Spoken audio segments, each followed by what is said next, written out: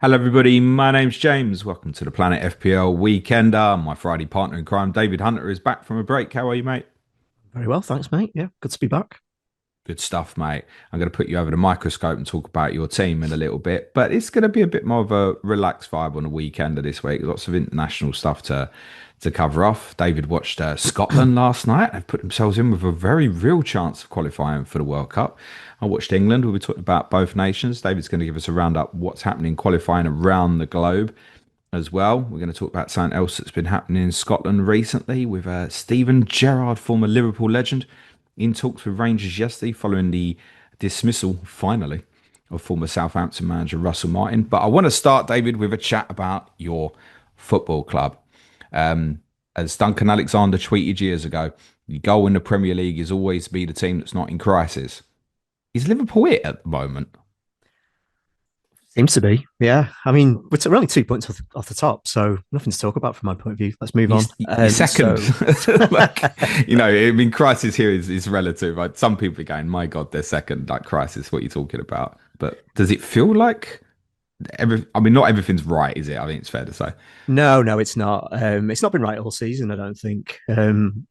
We've kind of well documented. We won a few games very late on, early on. We've lost a few games late on recently, so some might say it's kind of balancing itself out. But we've been a bit ragged all season. I think is fine. I think it's fair to say. Some heads online have gone, like calling for Slot to go and stuff like that. Anyone saying that can get in the bin, as far as I'm concerned. But yeah, there are a few things to sort out. I've kind of split them down into four areas. If we want to cover them one by one. Shoot, yeah, go on. Um, so the good thing from a Liverpool point of view is I think many of them will get resolved as time passes. I think. So first one is there's just so many new players at the club at the moment. We've obviously shipped a few out. We've bought quite a lot of new players. And although they're all fantastic players, who've cost a lot of money, I don't care who you are, like throwing brand new people and players together is going to take a little while to kind of gel. I think it was a little bit ambitious to expect us to just get into the groove from the get go, and we haven't done that. And I think we've actually done well to sort of amass as many points as we have with the fixtures that we've had. So there's that. There's the churn of the squad in one window is enormous. The second one is we're in October and quite a few players can't get 90 minutes done at the moment. Isak is the main one, obviously. I was laughing at COTC with Si the other day. He got his digs in, didn't he? Yeah, it was a good watch. I enjoyed it. I was laughing along. Isak's just not fit. Why would he be? He's not played any football, but he's not on his own. Like Ekatike's not. He went off in Turkey last week with cramp, so he can't get 90 minutes done at the moment. McAllister not been right for I don't know 6 months now, maybe something like that. He just for whatever reason can't play like his old self. So with these players, the only way they will get fit is to play not at their level. And we haven't really had easy games at any point so far this season to kind of No, coast that's through fair. them. I mean, your seven fixtures, I think for you and Arsenal have both been tough. Yeah, we haven't had any sort of gimme home games or anything like No. that, like Arsenal have had.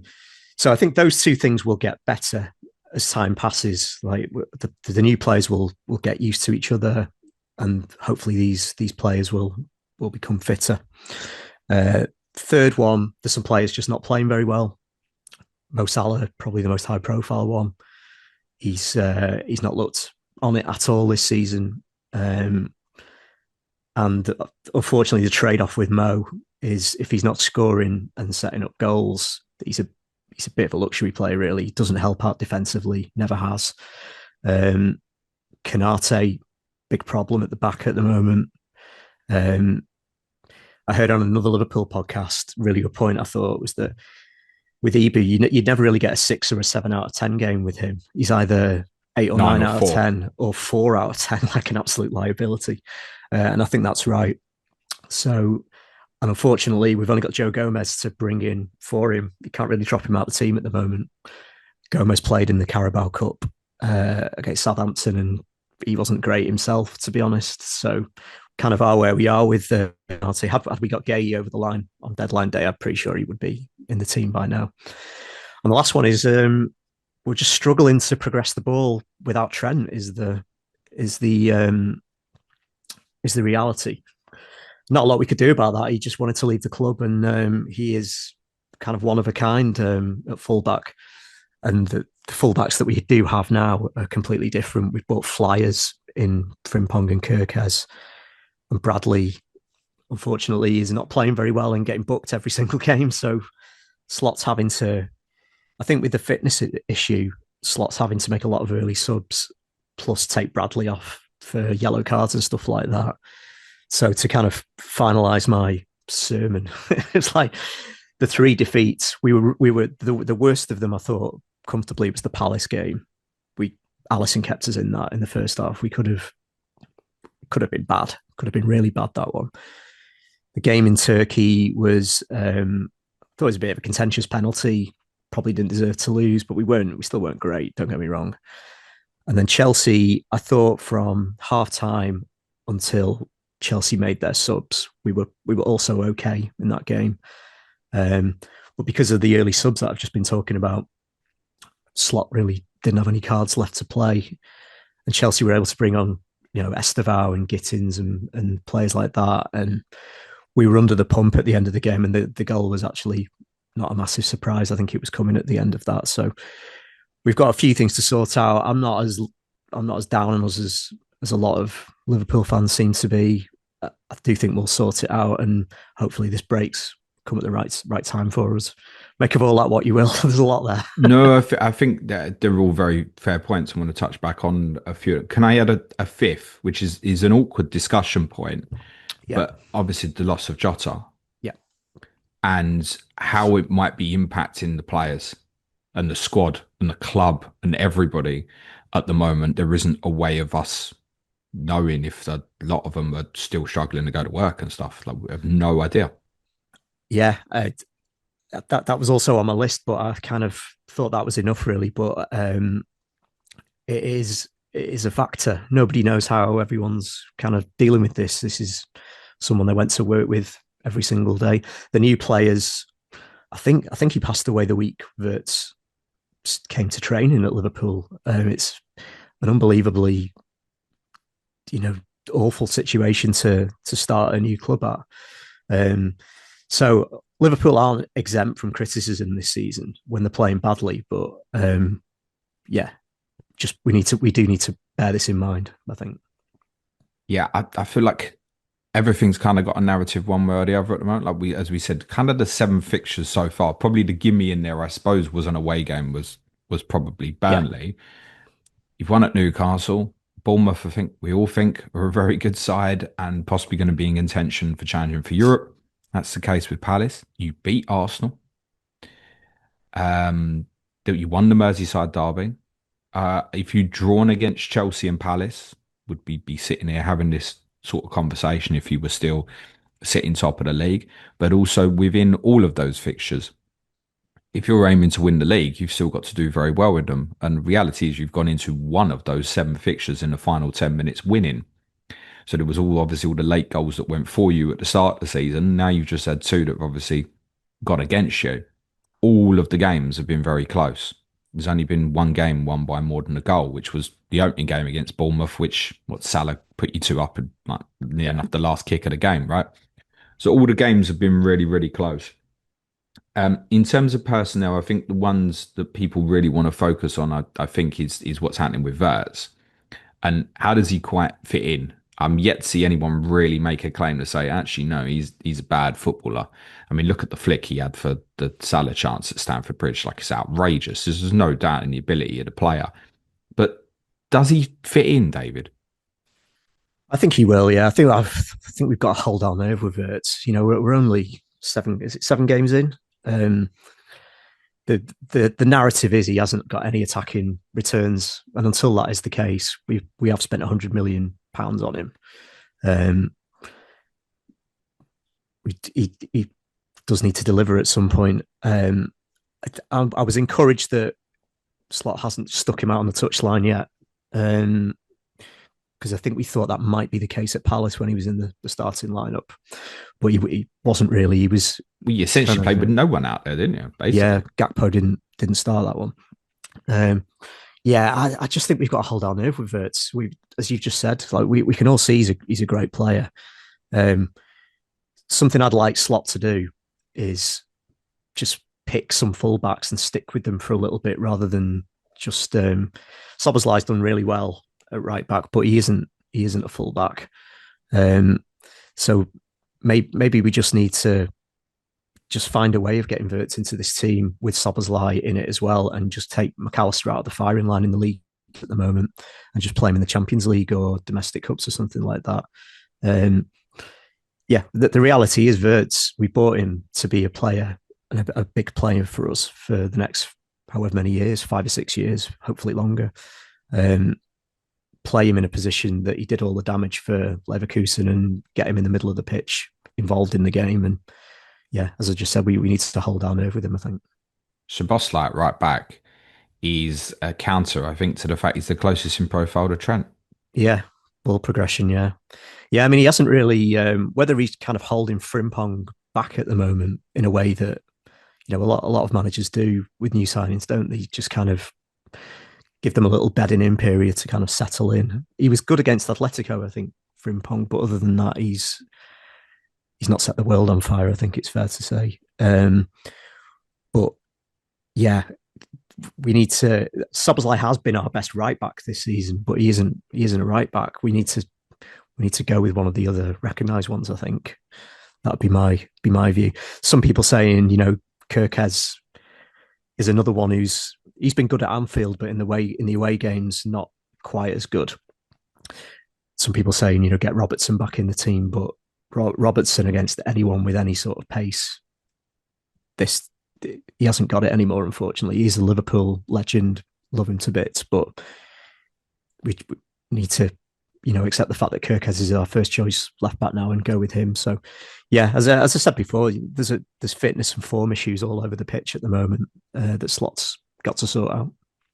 Yeah, I think the criticism for Slot, he's going to come in for it. It's Yeah, fairly yeah, obvious because we all lauded it last year. I mean, a lot of the reaction, if you just went on YouTube, and I'd spent a few minutes after the Chelsea game looking at some fan reactions because everyone loves a bit of a hate watch, don't they? And pretty much all of them were laying the blame at Slot. yeah. Not all of them going to the extent of sack him. Some were, by the way. But yeah, very much labelling the results and what's happening on him. I think it's easy to forget that he last year, I know, I inherited Klopp's team.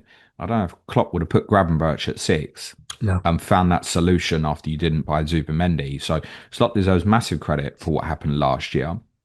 I think you're right in terms of the settling in, but these players in theory should only make your team better. But I totally understand Trent at right back, been there obviously a really long time. But even bringing in Ekateke, etc. Another thing I think people are forgetting, Luis Diaz going. He's playing quite well for Bayern Munich at the moment. I watched him against Chelsea, saw him against my team in a friendly in the summer as well. He's playing well. And one of the things that struck me with Luis Diaz was how good he was off the ball. Like his work ethic was yeah, incessant, could almost set the press for you. I mean, Daniel Sturridge was speaking about that a bit after the defeat to Chelsea, wasn't he? Like, who's setting the press at the top end of the pitch? Because when you're at your best, or you certainly, at least you were even under Klopp, you used to feel like if Liverpool were on their press, you had no chance. That's how it used to feel. Because then when you'd win it back, you'd have so much attacking quality you'd get done. So I think off the ball, the team just doesn't feel quite as energetic yeah. to me. I think that's fair. Yeah, So I think he's been a miss as well. I think Jota would have been really great in the press as well. So Isak's got to build up his fitness to be that sort of player. I don't particularly think Ekateke is that player. I think Gakpo is not particularly really that player, and neither's Mo. What I'd say on Mo, and I know there was a lot of criticism, he let Cucurella go on the winning goal. Right, listen, Mo does this every week, and I don't think it's through Mo like just being a lazy bastard. I think it's where can we leave Mo to cause the most damage when we win the ball back. yeah, It's been that way for such a long time. So I don't think it's a Salah won't track back or a Salah won't track back. I think it's part of the idea and part of the philosophy. What it's always done is put a lot of pressure on that side of the pitch. Always. Midfielder's got to shunt across, got to get support to Trent or whoever's playing right back. And so when it doesn't work on a day like the weekend, okay, yeah, people are going to focus on it, innit? But this idea, Mo's not suddenly decided, oh, I'm not going to track back. It's been this way under instruction Yeah. dating back into Klopp's period. How's he playing though, Dave? You said like there's concerns about him at the moment. I mean, should the FPL managers is it cut at this point? I mean, his record against United is notoriously bad, as we all know. That's sarcasm for the audio Yeah. listeners. I sold him for Haaland 2 weeks ago before Haaland had Burnley, and I had no hesitation in doing it, to be honest. As much for a Haaland thing, in fairness, as a Mo Yeah, thing, just because of what was coming. He isn't playing well. It's funny. There's a guy fella who sits directly behind me at the match, and he go, even when Mo last season when he was doing everything, best individual season of Premier League he's ever seen, he just tears into Mo for not tracking back and stuff. It's like as you've just said, it's the that plan. that's the plan. Yeah. um, I still think you can cut Mo if you want to get Haaland in, but at any given point, Mo, if he just gets his shooting on, I mean, he scored two last night, didn't he, for Egypt? So maybe think better things are coming. He sorted his Djibouti out, has he? Yeah, Djibouti call. Yeah. I think, like you, I'm on wildcard in 13. I'm happy to leave him till then, to be honest, I think. I think Um, most who've still got Mo already have Haaland as well. That's what I'm hearing. That won't be yeah. everybody, but it's more about should you move like Salah to Saka at this stage? I can understand that if that money saving allows you to do other things. But you know the risks with Mo, don't you? If you sell him, I knew I was hoping he would do bits when I sold him, obviously, but I was comfortable doing it. I you kind of don't watch Liverpool at the moment and shit yourself that he's gonna bag sort of 3 or 4 attacking returns. Um, the next game against United, I feel like he's been better at Old Trafford in that fixture than he has at Anfield. We've broadly struggled against back threes for quite a while now, actually. I mean, Palace obviously play with a back three, but United last season did pretty well at Anfield against us. I think in terms of XG, we kind of you would look at the data and say we deserved to win the game, but it didn't really feel like that at the game. I thought United were pretty good at Anfield last season, and definitely not expecting a cakewalk next Sunday. So, yeah, I mean, in terms of Haaland versus Salah, Haaland is the clear better asset at the moment. If you can crowbar the pair of them in without making loads of other sacrifices, then go for it. But I don't think he's a must-have for sure. Yeah, I think for Salah owners, my word on it would be like the gain of moving Salah to Saka this week doesn't feel right to me. I realise that might mean people can then put like a third Arsenal win, for example. But no, I wouldn't. United at home, Brentford away, Villa at home. They're still okay fixtures. I mean, can we look at Saka's next three and say they're definitively better? I realised it's going to make something else in your team better as well. City away is not a fear game for Mo. No, Find space easier. Game with 12 at home to Forest is a case to say his best captaincy again. And you can have the argument for, I think, all of the next three as well from that perspective, and even 11, in the sense that Haaland obviously will play you as well. But I think at the moment, if City were playing Liverpool this weekend, it'd definitely be Haaland would be getting the armband. yeah, But that's as much about you it does. Yeah, as it is about questions on Mo. I think for most people who are sitting there with Haaland and Salah at the moment, it's probably sit still. And actually, for those who are on the Salah path and not Haaland, I'm not sure that I'd flip it now. At this stage, feels like the best of it has probably gone for Haaland. Not that he yeah, can't still go on, but I mean, in terms of the fixtures, like as you did, you made the move for the Burnley game. That was the time, wasn't it? yeah. I think so. Yeah. Van Dijk owners, what would you say? Well, I am one. No plans to move him at the moment. I get it if money's tight and you want to kind of get some Arsenal in. Um, he's been all right. I mean, well, I saw all the memes, quite funny last week, weren't they, for the Caicedo goal? But that's just a great goal by a great player, by the way. I I mean, thought you he was going to was say that's just great twerk. great twerk by a great guy. um, yeah, he's been all right. He's not helped by Canate alongside him at the moment, and the fullbacks are kind of struggling a little bit. The person I forgot to mention actually was obviously Mamadashvili is in goal now as well. That's another kind of fitness issue, and I heard it mentioned on another podcast. Some of our players either forgot or didn't know that Mamadashvili is left-footed, not right-footed. Like they were passing to his wrong foot at Chelsea quite a few times. That's alarming. Yeah, Presumably you've trained with the guy. yeah, he actually did all right with his weaker foot, Mamadashvili. I think for other goalkeepers who might be more one-footed, that would have been more of a problem. So I felt a bit sorry for Mamadashvili there. Can you sell Van Dijk? I mean, yeah, I guess so. The clean sheets aren't really there at the moment. He's picked up some DEFCONs. He's kind of always in the. Well, more than we expected. The clearance number, I keep mentioning it about yourselves as a club and him, is really surprised. He's always in the mix for those, yeah. But I wouldn't be averse. He's not a must hold. I wouldn't say. But I don't suppose any Liverpool player would fall into that, would they? No, definitely not for FPL. No, I've got no plans to sell him at the moment. The things I want to do with my own team don't involve Van Dijk. They're more to do with attacking players. But if you got the luxury of shifting it about to Arsenal, then yeah, I don't have a problem with that. Gakpo, I'm sitting there on him. Away from home, he scored at Chelsea on Saturday, but he isn't the same player away from home than he is at. He's getting some stick because he looks a bit of a one-trick pony at the moment. You kind of know he just wants to get it, shift onto his right, and then have a shot, and that's not really producing at the moment. But his finish is really good on Saturday. I mean, what would you move into if you wanted to move into like a Gordon or a Ismail Assar to put money in the bank? I guess you could do that maybe, but I wouldn't say selling him at home before home to United when his record at Anfield is pretty good doesn't feel quite right to me. I don't think. Agreed. Yeah. Ekiteke and Isak owners. Can't be many, can there? I don't think. But, well, I think all those when Ekiteke feels like the majority already came off, but there's a few that definitely couldn't wait to put Isak in. Yeah, I think that's a mistake. I think he's just not. I mean, outrageous touch for the Gakpo goal. Still can't work out whether he meant to flick that to Gakpo or whether it's benefit. Yeah, he just isn't fit. I mean, I've got no doubt that it'll be great for us, but I guess if you've got him, you just got to kind of wait it out now. I mean,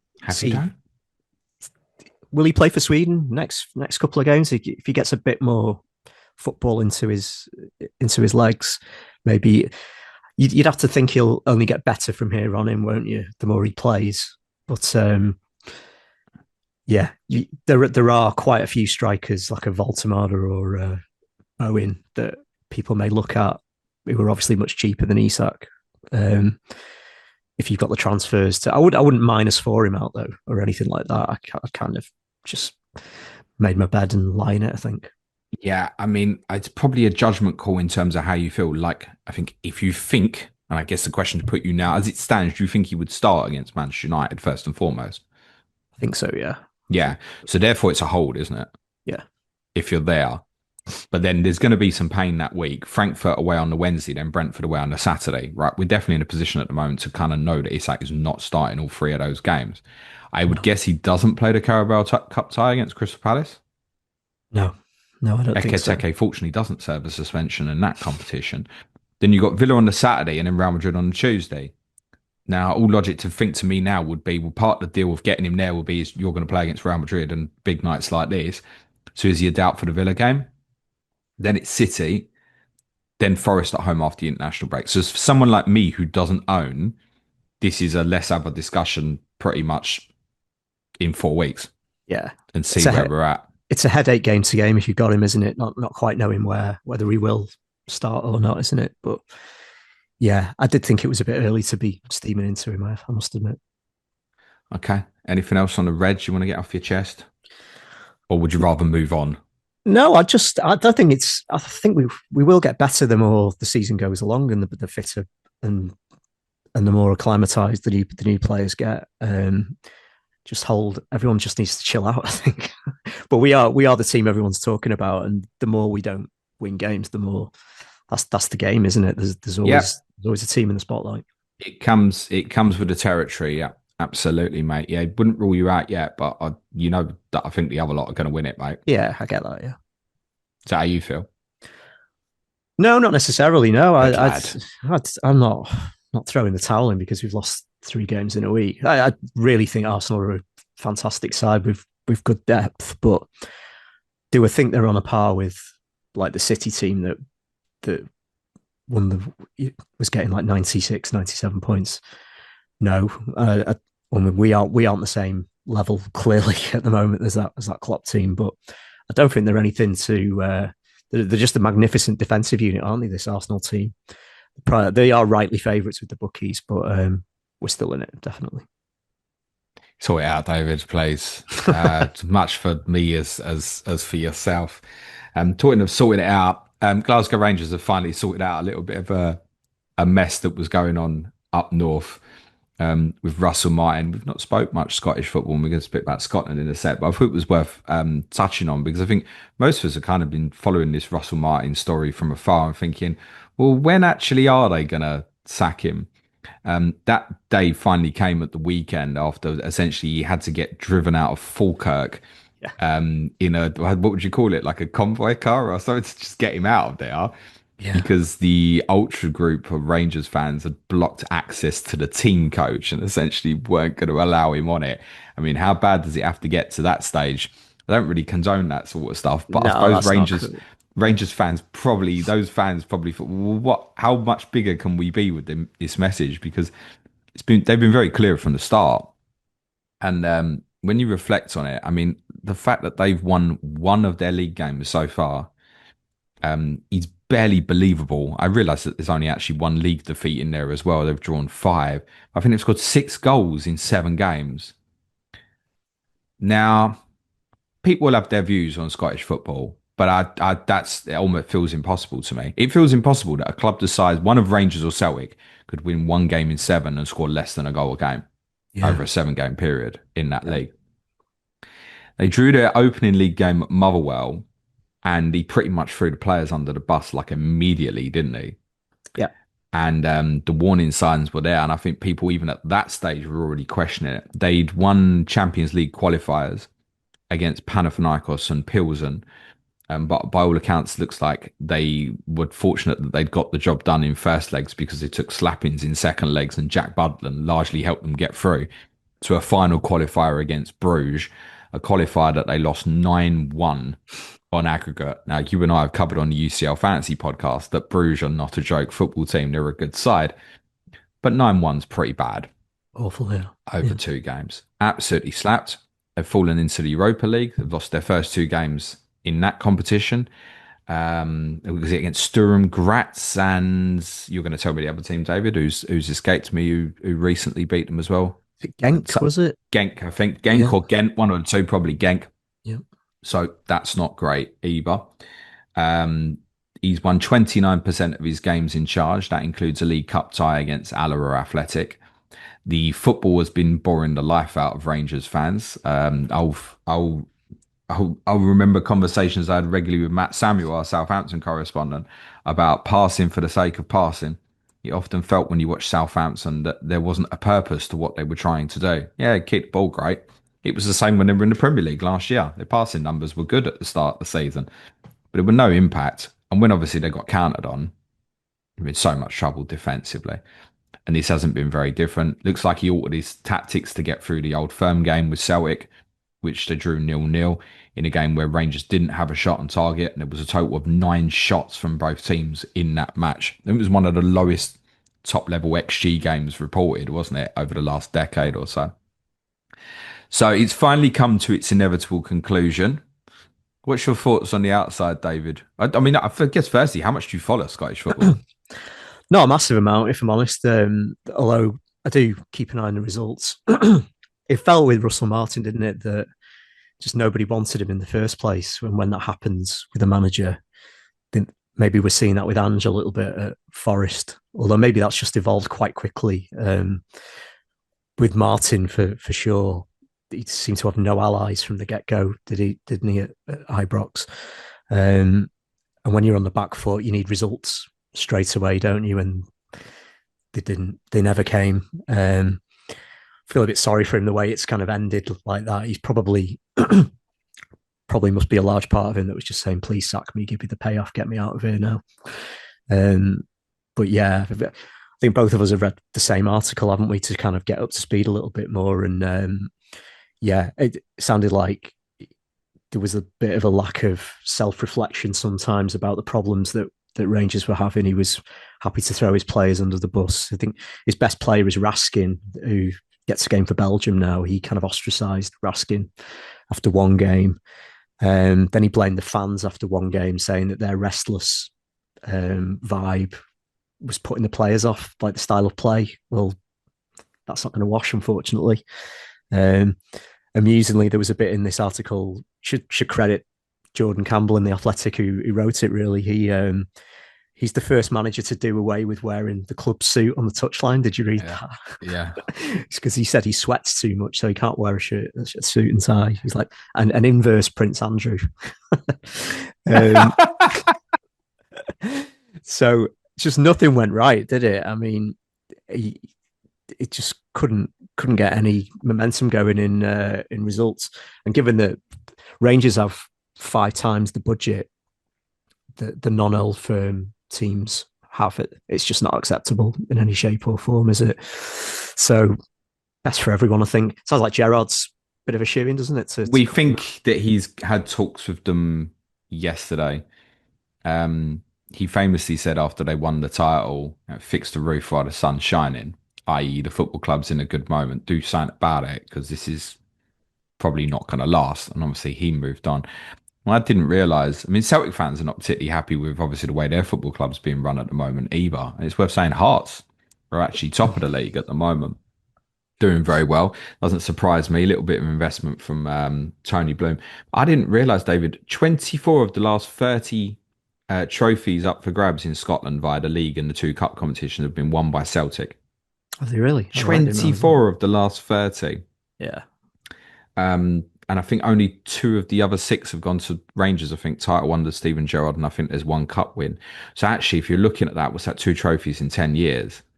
Not good enough, is it? No, I mean that's Yeah. pretty bleak. But obviously that can even includes in obviously a run to a Europa League final, right? So it's not like they've been completely without success. But yeah, they essentially halted Celtic from I think winning 9 in a row or 10 in a row. And since the Gerrard title win, it's just been Celtic dominance again. And yet they're not happy. One of the reasons they're probably not happy is again with them down the road are shy anyway. There's so much focus now in terms of I think for Celtic in terms of how they're going to try and do in Europe, and they feel like the investment's not really been for the football club at the moment. There is every chance that Rangers won't get back into the top 2 this year, and someone like Hearts will, Hearts are going well. Yeah. yeah, Yeah. I was smiling at like Rogers in, I think it was the press conference before the Old Firm game. He was like sticking up for Russell Martin, and I thought, I bet you are, mate. You want him to be a Rangers manager as it long would as be possible. weird if you threw him under the bus, wouldn't it? In seriousness, The longer he was there for Rogers, the better, I think. Yeah, yeah. I mean, it's that's just 2 massive clubs, aren't they? Not that that's a massively great take, but there, there's a difference between the size of the club and the fan base and the kind of circles that they're operating in financially versus teams like Bournemouth in the Premier League now and can blow Celtic and Rangers out the water, unfortunately. So they're not fishing in the same pools. Back when I was very young, you'd see players like Gaza and Brian Laudrup going to Rangers and players like that. That's just those days are long gone, unfortunately, now, and you have to be a bit more creative in the transfer market. yeah. I presume that if it's Gerrard appointed, that will appease the majority. I don't think if it's all. I think in terms of Russell Martin, look, he beat off I think 6 other candidates. I think Rangers interviewed 7 people. Yeah, So I'm not surprised in terms of his confidence, and I think how much he probably rates himself. I'm not surprised that he got through an interview process very well. He's a good PowerPoint guy, I I think, do isn't think we're probably moving away from an ideology of appointing people like Russell Martin in terms of this possession based game dictating all. It's like we're beginning to move back away from that. We've he? Yeah. seen so much more direct football in the Premier League this year, for example. So I think Rangers fans primarily, rather than the style of football, probably be more worried about the results. If over 10 years you're winning 2 trophies and your rival's winning 24, in what to many on the outside feels like a two-team competition, yeah, that's got to get acted upon, doesn't it? Yeah.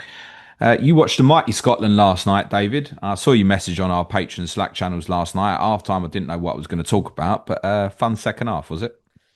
Yeah, I mean, the only thing I was going to talk about in the first half was this unbelievable miss by Pavlidis. I don't know if you've seen it yet. I went on YouTube this morning. I can't even find highlights anywhere. It's on the BBC Sport app if you Thanks, mate. go on that. If you look at the XG, it says something like 1.3 to Scotland, 1.67 to Greece. That's down to two huge chances at both sides, basically. Pavlidis, who we know quite a bit about from UCL Benfica. Fantasy, scores for fun in Portugal and scores plenty in the Champions League. He said on commentary last night that in Greece they get on his back because he's only scored like 10 in 50 for Greece or something like that. He just doesn't score goals for the national team. And we got a little insight into why last night. Must have been a .9 something XG chance, almost like a yard out, really. Completely misses the ball. So in the first hour, Scotland were bad. I think any Scotland fan would agree with that. Greece, technically very good side. They had a player called Zolis, who plays for Brugge, who we mentioned before. He was at Norwich a few years ago. He was the best player on the pitch, I think, for the first hour. He was technically very good player. Scotland just couldn't really create anything, couldn't really get out. There was that Pavlidis chance, and then they got in at 0-0. First 15 until Greece scored, it was just incessant Greece pressure. Scotland could barely get out of their own half, and no real surprise when Greece scored. Tsimikas scored from Liverpool player on loan at Roma.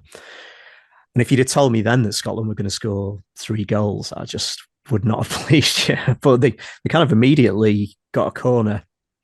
Ryan Christie took it. There was a bit of head tennis. And by the time the ball dropped, Christie had made his way into the box and scored the goal. Like him. He's a good footballer. Yeah. Lewis Ferguson then scores from a Robertson free kick to put them ahead. There was some pretty despicable antics from Greece, play acting, trying to get back into the game.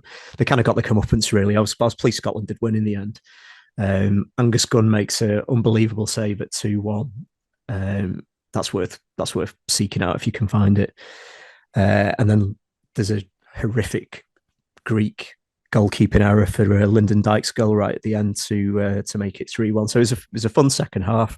He went, by all accounts, one of our patrons, Ryan, messaged me. He was at the game last night, and he said it was, in terms of personnel, it wasn't a surprise with the lineup, but Clark did something a bit different by playing Ben Doak.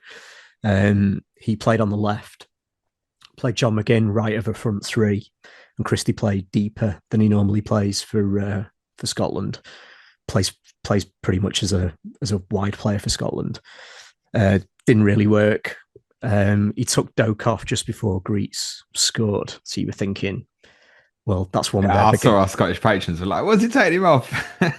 Yeah, that you really did think how Scotland were going to get back into the game after that. But all credit to them, and it's a great result for them. It kind of takes Greece out of the picture because Greece will need to win in Denmark at the weekend to have any chance of a playoff. So it's only a 4-team group with Belarus, Scotland, Denmark, and Greece. So Scotland they play Belarus at home on Sunday. They should win that. And then they've got Greece away and Denmark at home to finish. So it could be a massive game against Denmark, last game to decide who goes to the World Cup, basically. But Scotland look look good for a playoff spot now. That's a massive result for them. Yeah, it is. And they've obviously landed in a group. I think for nations like the other home nations outside of England, sometimes you get a draw, and particularly if you land like with a Germany or a France, it's not realistic to think that you're going to finish first. I think when this group dropped and you looked at Greece and how they performed against England, Yeah, and you'd have thought, well, there's the chance here. If you get the two wins against Belarus, that the other three teams will potentially take some points off each other. And I think Scotland would have been out the outsiders of that alongside Greece and Denmark. But I think would have looked at it and went, yeah, there's a chance here. There's a real chance. And they should really from here, yeah, minimum playoff, really. yeah. I think Would be playoff is would be very Scotland not to, by the way. But yeah. Looking at Belarus's results, they if they can't beat Belarus at home, they probably don't deserve to go to the World Cup really. But yeah, hopefully they get the job done on Sunday. Denmark looked decent though. I think they won 6-0 last night. Hoyland is a player reborn. I think since leaving United, they've got quite a few exciting young players by the looks of it. So that'll be for a neutral, that could be a really exciting game to watch at Hampden if it goes down to a kind of shootout for who goes automatically in November. all right, I wish them luck. I'll say this before every tournament. The more we can get the British home nations and the Irish teams qualifying better, it's a far better spectacle. So I absolutely hope Scotland get through. Wales have got a massive game on Monday. We'll speak about them in a bit. Give us a roundup, David. Where are we at in terms of qualifying? And we'll timestamp this and say, look, it's Friday morning. Obviously, there's loads of internationals this weekend. Yep. Okay. So I'll quickly go around the different confederations and explain who's where. So Africa, there were 9 automatic spots for the World Cup. For that, 4 of them have been filled so far. So Egypt, Morocco, Tunisia, and Algeria were all qualified. Pole position in the other groups: Senegal, Benin, they're in Nigeria's group. Cape Verde, who could have qualified, Nico's Cape Verde, they could have qualified the other day, didn't quite get over the line. Hopefully, All they've got to do is beat the team that's bottom of the group. Eswatini, is it? Eswatini, yeah. Easy for you to say. It sounded like what Russel Martin's been doing at Rangers games. So Cape Verde are in pole position in their group, and then Ivory Coast and Ghana look best placed to qualify in the other ones. There are some intercontinental playoffs, which I'll touch upon at the end. So every region bar Europe has representation there. So 4 runners-up, 4 best runners-up will qualify, will play off against each other, for one spot in that intercontinental playoff in March. Asia, we've got 6 qualifiers already. That's Australia, Iran, Japan, Jordan for the first time they've qualified, South Korea and Uzbekistan, who also have never qualified before. We've just got 2 groups of 3 that have started to decide 2 other automatic qualifiers. So in Group A, we've got Qatar, Oman, and the UAE. Group B has got. And what's that? The winner makes it, does it, from the 3 team groups? Winner qualifies, and the runner-up will play each other home and away to decide who qualifies for these intercontinental playoffs. So Group B has got Saudi Arabia, Iraq, and Indonesia, managed by Patrick Kluivert. So interesting for that. Europe, I'm not going to talk about a lot because some of the groups are in early stages, really. Some of them still to play twice this week, and will play twice in November. But broadly, there's 16 slots available. 12 group winners will all qualify. 12 group runners up will all go to playoffs, along with 4 teams that will qualify based on Nation League ranking. So similar. Wales are guaranteed to be one of them, I believe. Think that's right. Yeah, I think that's right. Yeah. So similar to how we've seen in European qualifiers, there'll be 4 paths of 4 teams for these playoffs, seeded into pots. So the highest pot will host the one-off games and then go into a final. Four winners of the paths will qualify for the finals. CONCACAF, so 3 hosts, USA, Mexico, Canada, are all qualified as by right. There are 3 other automatic spots up for grabs. We're in fairly early stages of those. qualifiers. So there are three groups of four, and we've only had two games in those at the moment. I went on to Football Rankings, site that we quite often like to call upon, don't we? They project Panama, Costa Rica, and Steve McLaren's Jamaica to make it to. Seal it up. We're so going to play Jamaica, aren't we, in the World Cup? That's Be amazing. Good storyline, that. I'd rather play Scotland just for shits and giggles. Sorry. Yeah. So the two third round runners up in that round will qualify for those pan continental playoffs. We're nearly there. Oceania, New Zealand are qualified, as they should, really. They're pretty much guaranteed under the current format to qualify every time, aren't they? Because Australia going to the Asian qualifier. Yeah, pretty much. It'd have to be something amazing would have to happen, not for them never to qualify for a World Cup the way things are at the moment. Their other qualifiers are all complete. So New Caledonia came out of their other qualifiers. They will be in the intercontinental playoffs, so that could be fun. And is that detailed which continent they'll play someone from or not? Not yet. No, I think that's still to be. I think so that's like a draw, is it? Yeah, I could be wrong on that, but no, I feel like you're right. I feel like they put one from each into a draw. I think it's. Yeah, I think there will be a draw. Yeah. South America, 6 direct spots, which have already been filled. Argentina, Brazil, Colombia, Ecuador, Paraguay, and Uruguay have all qualified for the World Cup. Bolivia picked Venezuela to qualify for the playoff in the intercontinental playoffs, so they will be representing South America in that. So yeah, just a note on these intercontinental playoffs. They'll take place in March. There'll be 6 teams, 2 brackets of 3. So the 2 lowest teams in those brackets will play each other. The winner will play the highest seed in that other bracket. Two paths of 3, and the two winners of those brackets will qualify for the World Cup. So that's the thing. There's so many spots in this extended World Cup now. Wait like, for the next one, mate. Yeah, there's a lot of opportunities for countries to qualify, but we'll see where we get to. But yeah, that's where we're at the moment. I mean, at least with Europe, there are so many nations that are obviously teams that are going to miss out. And I think it probably is going to be 64 teams for 2030.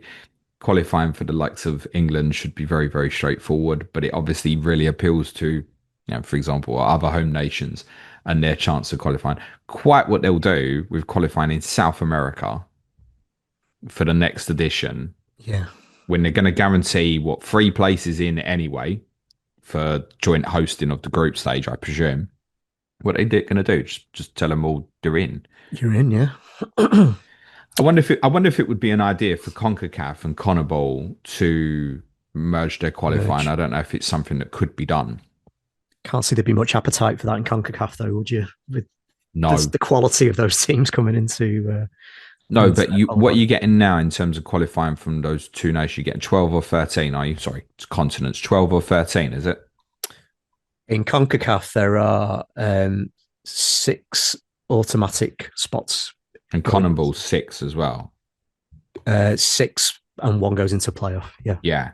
So you could actually end up with, am I right in saying, 14 teams from the 2 representations? I mean, in South America, what have you got? 10 teams? 10 teams, yeah. You'd still be looking at a minimum of 4 from CONCACAF if you did that sort of thing. I don't know if it could be done. It's probably more European teams. Sorry, biased. But yeah, there's the most amount of nations. It only feels like it could be a big nation from Europe that could miss out moving forward.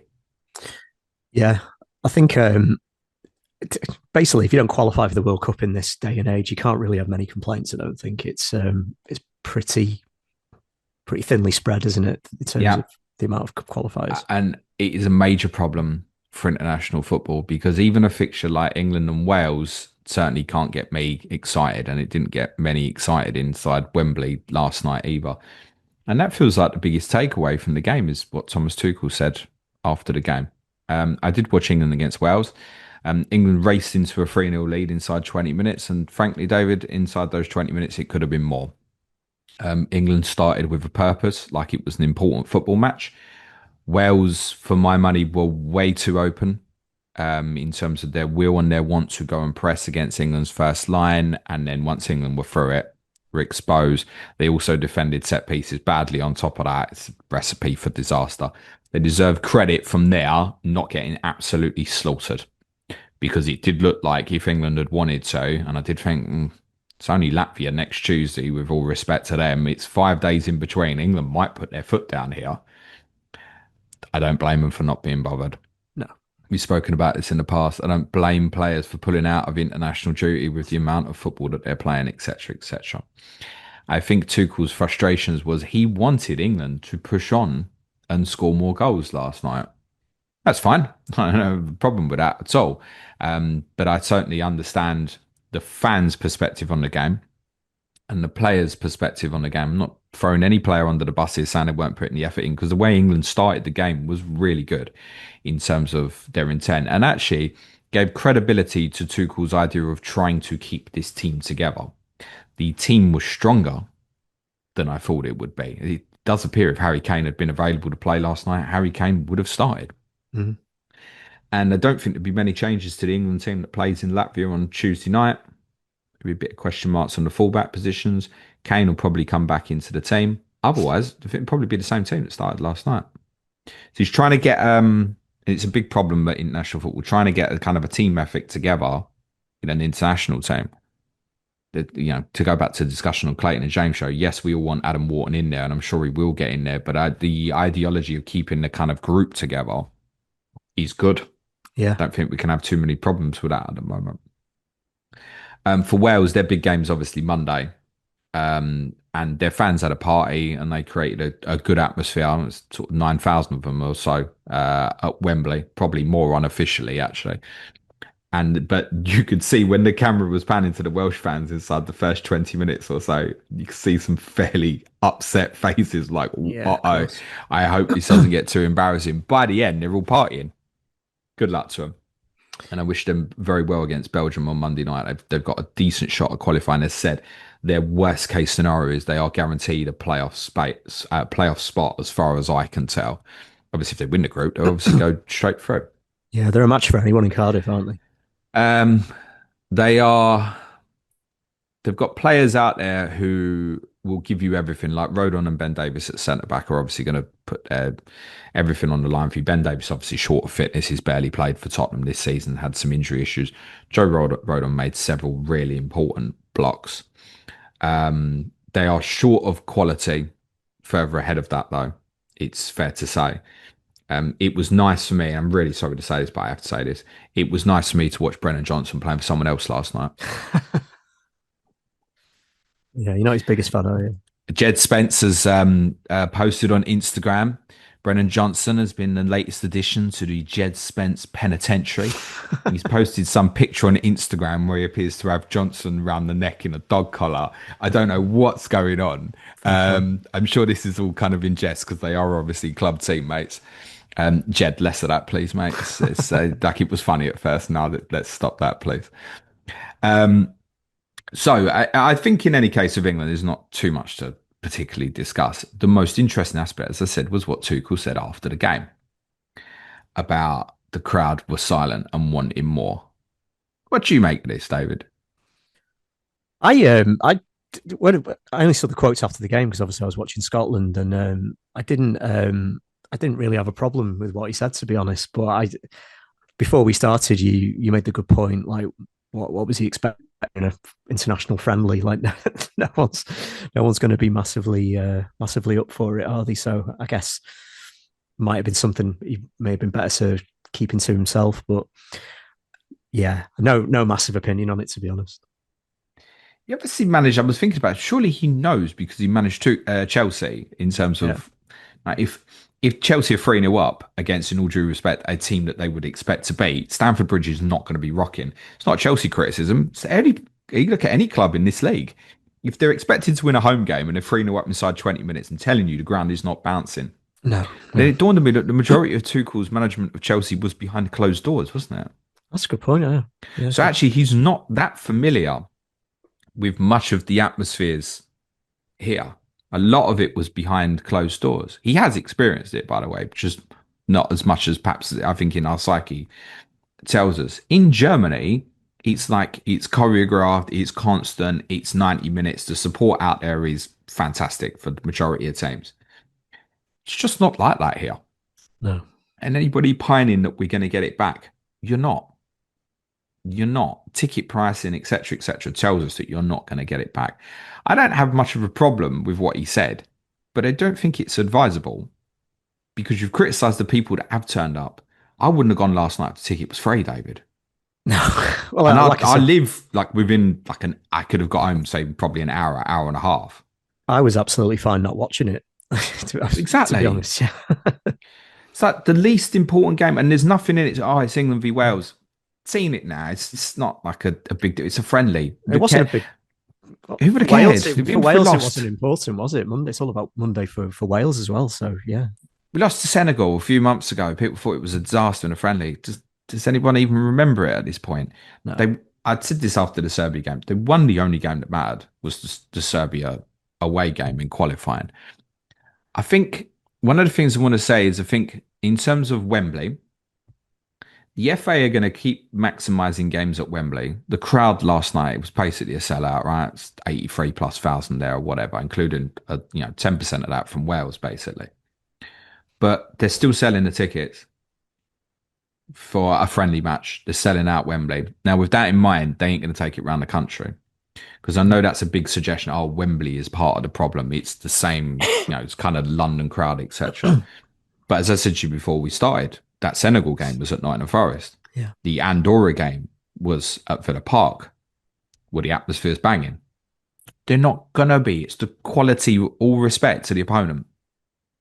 If you put England against France in a qualifier, whether it's a and it's really important and there's real jeopardy, and it doesn't matter if it's at Wembley, it's at St James's, Tottenham, Old Trafford, wherever, it'll be good because there's jeopardy on a football match. yeah, Football fans in this country are not going to make mental atmosphere for a home game unless there is jeopardy. yeah. I agree. Pretty much where we're at with a modern game now. Yeah, So if the game had gone differently and it had been 0-0 and England had scored 3 times in the last 20 minutes, it probably would have felt more like a party atmosphere at the end. The game was won inside 20 minutes. yeah. That's it. And also, I get the criticism of, are people leaving early? Of course, people are going to leave early. I said to my boy, 15 minutes to go, come on, get ready for bed. He's done. He's done. There's no interest in what's happening in the rest of it. I don't blame people with the difficulty of getting out of Wembley with 80,000 other people going, well, sod this, nothing's happened for an hour. Let's Yeah, go. I agree. Yeah. So you're never going to get around that problem at Wembley. Because even if you did put that scenario of France and a Jeopardy qualifier, I am telling you, people are still going to go from Wembley 10 minutes before the end of the game. Yeah, yeah. Yeah, it's a nightmare Because to get out of. it's a nightmare to get out of. Yeah. But they're going to keep maximising the revenue at Wembley because if they can sell out for that last night, they're going to do it for the majority of games. Hmm.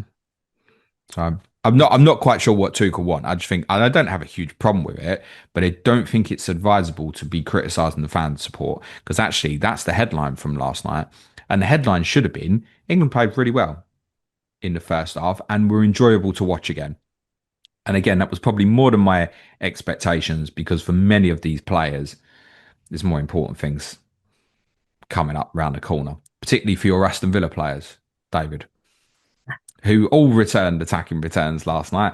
I've seen teams knocking about with Free Villa, Gay, Saka. Can you save it for next weekend?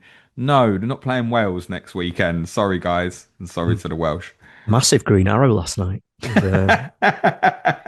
We up to about 8 million now, yeah? Yeah. Konza, Rogers, and Watkins. Yeah. It's positive for Villa fans, I guess, to see them. Did Watkins get injured though? I saw he He banged into may the have. post. So he missed an absolute sitter. Yeah. It was coming across quite fast, but he should have scored. And he's ended up colliding with the post. He carried on, but then he went off at half time. At the time of recording, I don't know if that's related or not, but they were saying after the game, yeah, it's a shame he went off injured and stuff like that. So I would have thought, because Kane obviously wasn't playing, there would have been no reason to take Watkins off unless there was a problem. And listen, it's an international friendly. They might have just gone precaution. Yeah, That's it. You're coming off. Completely get that. So wait for an update on that. The Villa players ultimately, despite the fact they're playing my team next, clearly the turn of fixtures is now. If you want to bin David, no one's going to tell you not to do it. yeah, yeah. Probably still will, to be honest. You were saying something about October international break next season. Yeah, there's something to note before we finish for next season because it's going to be completely different. Some will like this, some won't. But yeah, no October international break next year. Yay, party. But actually, yeah, it kind of is because what they're going to do from next year, and it's for at least the next 4 years, he said September and October international breaks are going to be merged. So rather than breaking twice, we're going to break once, but it won't. There won't be any Premier League football for 2 weekends in the middle. So there will be a 3 week break rather than what feels like a 2 times break. I suppose that will throw in an extra set of midweek availability somewhere in the calendar, will it? Can't work that out in my head. No, no, I can't. No, Can't does work it that out. not? So you're going to have a break. I think it's from around about the 20th of September, roughly. Will go on for 3 weeks. I've actually already got it in my calendar. Yeah, so from 21st of September till the 8th of October, officially, there's a 3 week break next year. So I presume there'll be two Champions League and Europa League, etc. games probably before that international break. I'll be straight back into that afterwards as well. Do we like this or not? Is that better? There's pros and cons, isn't there? I mean, these regular breaks for international football are a frustration for for us, probably. There'll be some Welsh fans and Scotland fans or fans of other nations who really look forward to probably some England fans who look forward to it. But I know you and I see them as an annoyance, don't we? So I see the benefit of just take the pain once rather than twice in September and October. But they are just they're a part of life, aren't they? In our calendar, so kind of they're the reason why we look forward to the international tournaments in the way we do. So got to get the qualifiers done at some point, haven't you? Yes, but I think eventually they'll look different. I've been wondering about this in terms of, especially if this World Cup goes to 30 teams and our qualifying is really going to work moving forward. I wonder if we get a set teams make almost like an international Super League, eventually, Mm. and not play qualifiers. They've kind of rejigged the Nations League to do something similar to that, haven't they? Where the bigger nations are playing more often. Um, I think the Nations League's been a It's miles positive, better than been a friendlies. positive actually. Been Yeah. better for the weaker nations as well to play more competitive games. So whether they go that in addition to having revamped the Nations League, I'm not sure. But yeah, ultimately for me, international football is hard to get excited about until you get to the actual tournaments, really, isn't it? And even then, sometimes not. But that Um, is, I accept this. I yeah, think yours and my view is very much the English view on this. yeah, Like, ask a Welsh fan if they're excited for Belgium Monday night. They're going to tell you yeah, yes. and I If you ask understand a that. Scotland Yeah, fan now that they've got a genuine, real chance of qualifying, are they excited? The answer's going to be yes. yeah, So we're obviously looking at it through our lens, where it's a nuisance. Frankly, England have got to be. I'm afraid to say, and it's not just an England thing. It works for the majority of the top European nations. We've got to be drunk out of our mind not to qualify now. yeah. Maybe they should do that. Make it more interesting. Get us on Well, the piss. this is why it feels like a nuisance because it's like a what the point? What's the point? And it can't just be us.